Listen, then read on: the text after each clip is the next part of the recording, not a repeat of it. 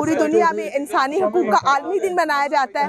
और आज हम दारुल हुकूमत इस्लामाबाद में मैं पूरी कौम की आवाज़ बनकर आई हूँ और अपना पुरअमन एहतजाज रिकॉर्ड करा रहे हैं। हम मिनॉरिटीज़ अलायंस पाकिस्तान के प्लेटफॉर्म पर यहाँ पर जमा हुए हैं और हमारे जो मसाइल हैं उसमें सबसे बड़ा मसला हमारे लिए कमसिन लड़कियों का अगवाई आम है और उसमें जबरन तब्दीली मज़हब का मसला है, जिसमें हमने गवर्नमेंट से पिछली दफ़ा भी अपील की थी कि हमारे लिए मिनॉरिटी प्रोटेक्शन बिल पास किया जाए, जिसको पार्लियामेंट्री कमेटी से ही रद्द कर दिया गया था और कहा गया था कि अक़लियतों को इसकी ज़रूरत नहीं है। लेकिन मैं आज गवर्नमेंट की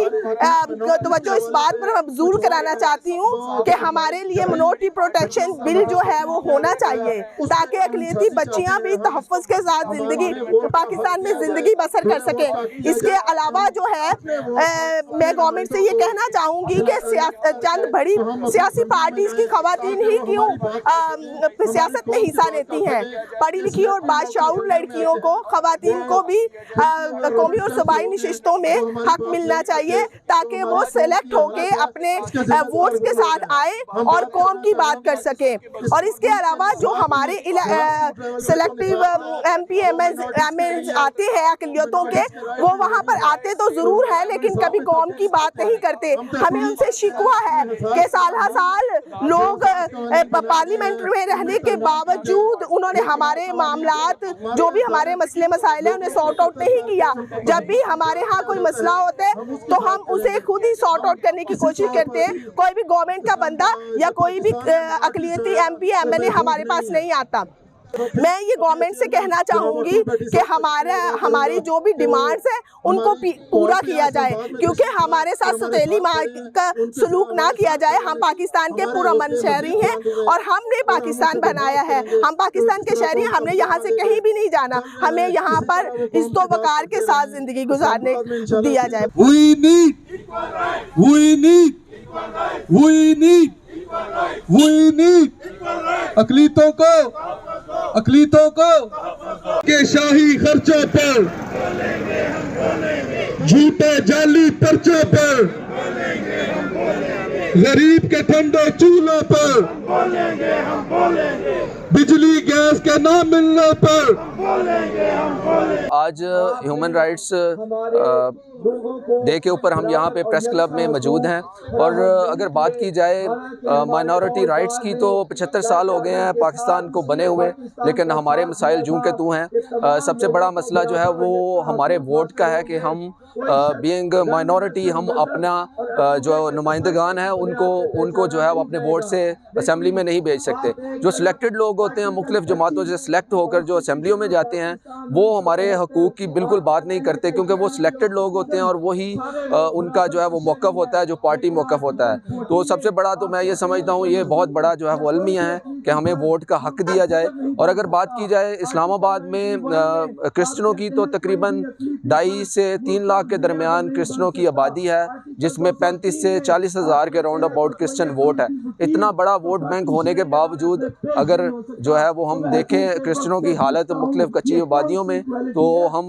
जो बुनियादी हकूक़ से आज भी जो है वो फेडरल कैपिटल में रहते हुए भी हम जो है वो अपने बुनियादी हकूक़ से महरूम हैं, जिसका सबसे बड़ा जो है वो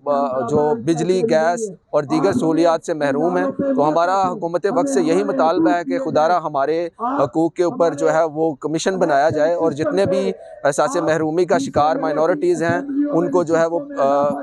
कौमी दायरे में लाते हुए हमारे हकूक़ के जो है वो पूरे किए जाएँ।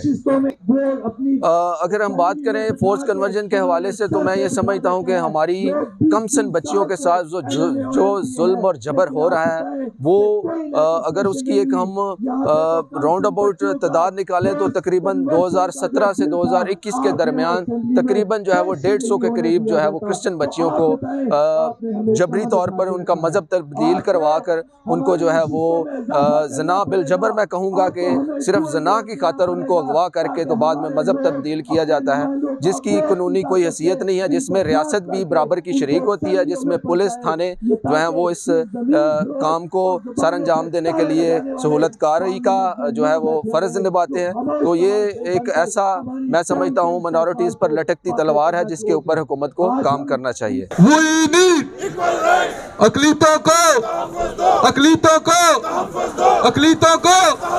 आज इंसानी हकूक़ के आलमी दिन के मौका पर सबसे पहले हम जो कश्मीरी हैं और फ़लस्तीनी हैं और जो हमारे बलोच स्टूडेंट हैं, जो जिन लोगों का हम समझते हैं उनके हकूक़ को पामाल किया जा रहा है और जो कॉन्स्टिट्यूशन में बुनियादी हकूक़ हैं उनको उसकी पामाली करते हुए उनका इस्तेसाल होता है, ये बंद होना चाहिए। और ख़ुसूसी तौर पर माइनॉरिटीज़ अलायंस पाकिस्तान आज तमाम इंसानों के हकूक़ की बात करती है। ख़ुसूसन आज हमने हुकूमत से मुतालबा किया कि जो हमारी कम सिन बच्चियाँ हैं जिनको जबरी तौर पर अगवा किया जाता है, और हमारे पास ये दादो शुमार हैं कि कम से कम 1000 जो कम सिन बच्ची है अक़लियतों की, हर साल उसको जबरी तौर पे अगवा किया जाता है, उसका रेप किया जाता है, और रिलीजन के नाम पे जो रेपिस्ट हैं, जो अगवाकार हैं, वो सज़ा से बच निकलते हैं। ये बहुत एक सख्त ज़्यादती है और इस पर हमेशा हमने फ़ोर्स कन्वर्ट करने में नाकाम रही है। और इसके साथ और इसकी बुनियादी वजह यह है कि जो उन्होंने सिलेक्टेड नुमाइंदे मखसूस नशिस्तों पर अक़लियतों की MNA या MPA बैठा रखे हैं, वो हमेशा हमारे हकूक़ की बात नहीं करते, क्योंकि वो पार्टी पॉलिसी के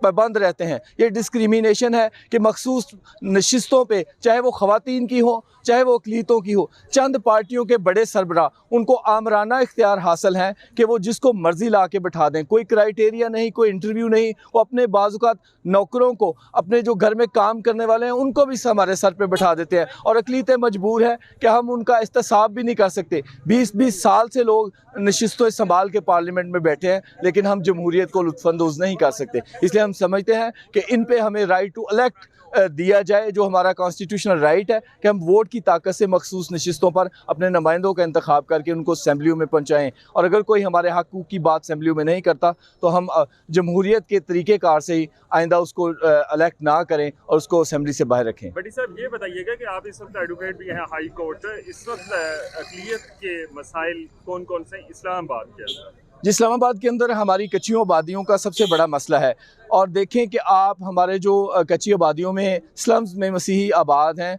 उनको बुनियादी हकूक़ हासिल नहीं है। ना वो साफ़ पानी का उनको